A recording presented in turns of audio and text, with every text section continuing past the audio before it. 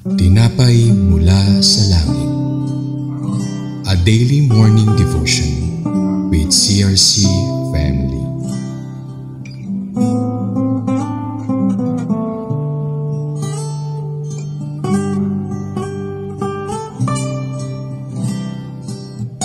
Mapagpalang umaga mga kapatid, ako po si Pastor Vilma Guerrero ng CRC Makati. Samahan ninyo kaming muli sa programang ito, Tinapay Mula sa Langit, ang ating pang-araw-araw na devotion mula sa salita ng Diyos. Bago ang lahat, tayo po muna ay manalangin. Aming Ama na makapangyarihan sa lahat, kami po ay nagpapasalamat muli sa iyo dahil napapahayag namin ang iyong dakilang salita sa mga nakikinig at sumusubaybay sa programang ito. Nawa banal na Espiritu, kami ay inyong pangunahan at maunawaan namin ang naisin mong iparating sa umagang ito. Kayo po ang mapapurihan, maitaas at mapasalamatan sa pangalan ni Jesus. Amen. At sa pagpapatuloy sa Deuteronomy 2, babasahin po natin ang verses 8 to 15. Verse 8, kaya dumaan lamang tayo sa kanilang lupain at nagpatuloy sa paglalakbay palayo sa Araba, Elat at Esyon-Geber. At tayo ay napunta sa ilang ng Moab. Verse 9, at sinabi sa akin ni Yahweh, huwag rin ninyong guguluhin o sasalakayin ang mga Mobita sapagkat kapiraso man ng lupain nila ay hindi ko ibibigay sa inyo. Ang lupain ng Ar ay ibinigay ko na sa lahi ni Lot. Verse 10, ang dating nakatira roon ay ang mga Emita. Marami sila at malalaki rin tulad ng mga higante. Verse 11, tulad ng mga higante, kilala rin sila sa tawag na Rephaim, ngunit Emita ang tawag sa kanila ng mga Mobita. Verse 12, dati nakatira rin sa Seir ang mga taga-Hor, ngunit pinuksa sila ng mga anak ni Esau, at sila ay nanirahan roon tulad ng ginawa ng mga Israelita sa lupaing ibinigay sa kanila ni Yahweh. Verse 13, ngayon nga'y magpatuloy kayo, tumawid kayo sa batis ng Sared, at ganun nga ang ginawa natin. Verse 14, 38 taon ang nakalipas mula nang umalis tayo sa Kades Barnea hanggang sa pagtawid natin sa Sared. Tulad ng isinumpa ni Yahweh, walang natira sa mga mandirigma ng salinglahing iyon. And 15, patuloy silang nilabanan ni Yahweh hanggang sa malipon sila lahat. Habang pinagpapatuloy ni Moises ang nakaraang kasaysayan, ang susunod na yugto ng paglalakbay, ang bayan ng Diyos ay dinala sa Moab, isang bansang matatagpuan sa silangan ng Dead Sea. Habang papalapit ang mga Israelita sa lupain ng Moab, sinabihan sila ng Diyos na protektahan ang mga Mobita. Sinabi ng Diyos na huwag guluhin ni pukawin sila sa digmaan, huwag harasin, huwag tratuhin bilang kaaway o magpakita ng puot o galit sa mga Moab.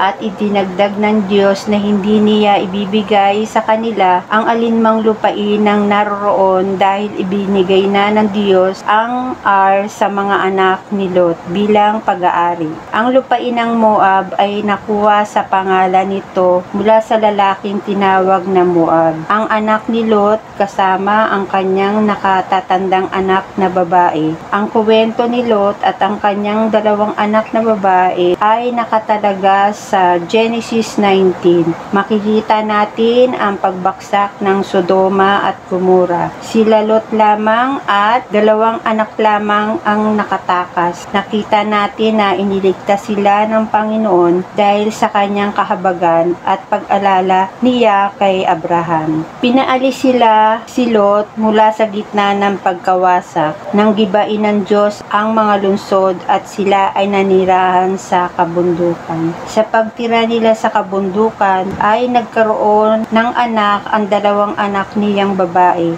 upang mapangalagaan ang kanilang pamilya sa pamamagitan niya. Ipinangalan itong Moab sa panganay na anak at Ben-Amir sa bunso. Si Moab ang naging ama ng bansang Moab at si Ben-Amir ng Ammon. Maliwanag na nagpapakita na ang Mobita at mga Israelita ay malapit na magkamag-anak dahil si Lot ay pamangkin ni Abraham. Genesis 12:5. Iyan ang dahilan kaya binalaan ng Diyos ang mga Israelita na igalang ang kanilang mga kamag-anak. Deuteronomy 2:9. Ang lupain ng Moab ang orinyal na tinitirhan ng mga Emim. Ang mga taong iyan ay dakila, marami at matangkad, gaya ng mga Anakim, at itunuring na Rephaim, isang sinaunang lahi ng mga higante na naninirahan sa Palestine noong panahon ni Abraham. Genesis 15:20.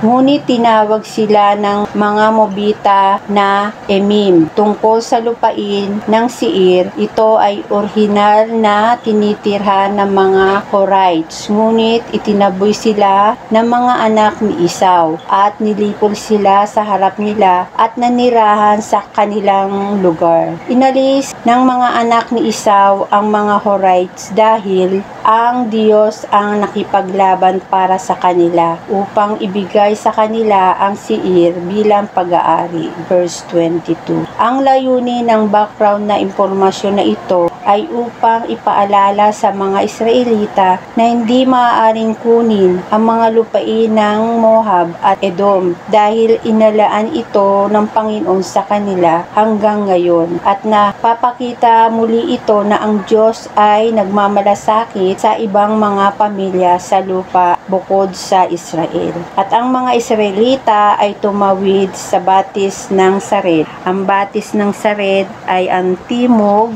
na hangganan ng Moab. Dumadaloy ito sa Dead Sea. Pinaalala ni Moises sa mga Israelita ang kanilang pagsunod sa Diyos. Ang pagtawid sa batis ay nangangahulugan ng pagtatapos ng paglalagalag ng mga Israelita sa ilang. Sa wakas, pinaalala ni Moises sa mga Israelita ang kanilang paglalakbay mula noong umalis sila sa Kadesh Barnea noong ika-2 taon pagkatapos ng pag-alis hanggang sa tumawid sila sa batis ng Sared noong ika-4 taon. Pinahihintulutan ng Diyos ang kanyang mga tao na gumala sa ilang sa loob ng 38 years hanggang sa lahat ng henerasyon ng mga lalaking mandirigma ay namatay mula sa loob ng kampo, gaya ng kanyang isinumpa sa kanila dahil sa paghihimaksik ng mga matatandang henerasyon ng mga Israelita. Ang kamay ng Panginoon ay laban sa kanila upang lipunin sila mula sa loob ng kampo hanggang sa silang lahat ay malipol. Sa makatuwid, ang talata 14 at 15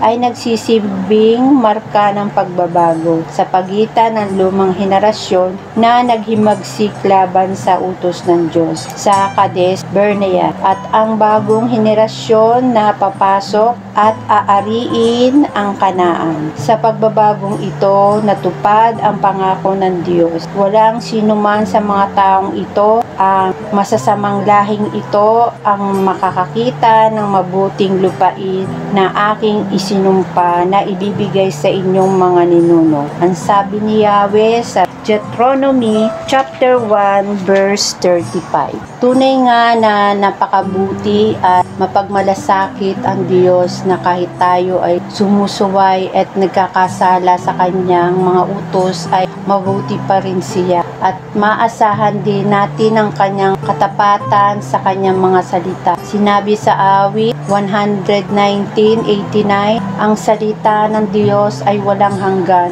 at ito ay nakatayong matatag sa langit. Kaya kapag tinanggap natin ng buong pagtitiwala ang salita ng Diyos at sinusunod natin siya, ang pagpapala ay sumusunod. Ngunit kung patuloy at paulit-ulit tayo magkakasala, ang Diyos na rin ang magbibigay sa atin ng kahatulan. Praise God. Tayo po'y manalangin. Aming Ama sa langit, minsan pa kami ay muli nagpapasalamat sa iyong mga salita na aming natanggap sa araw na ito. Salamat sa inyong kabutihan, pagmamalasakit sa bawat isa sa amin, na kahit kami ay nagkukulang at nagkakasala sa iyo, ay nararanasan pa rin namin ang iyong pagmamahal, habag at awa. Naway tulungan mo kami, Holy Spirit, na makasunod kami ng buong puso upang masunod namin ang inyong kagustuhan. Sa pangalan ni Jesus, Amen.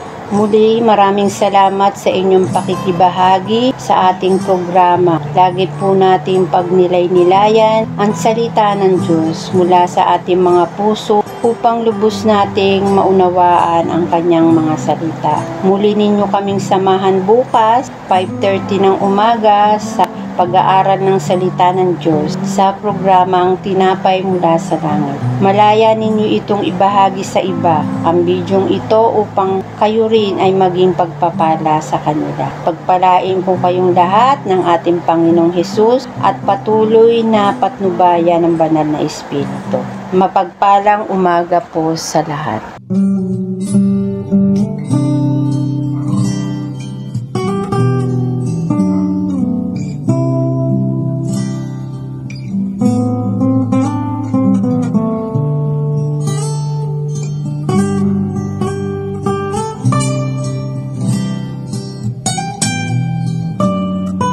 Thank you.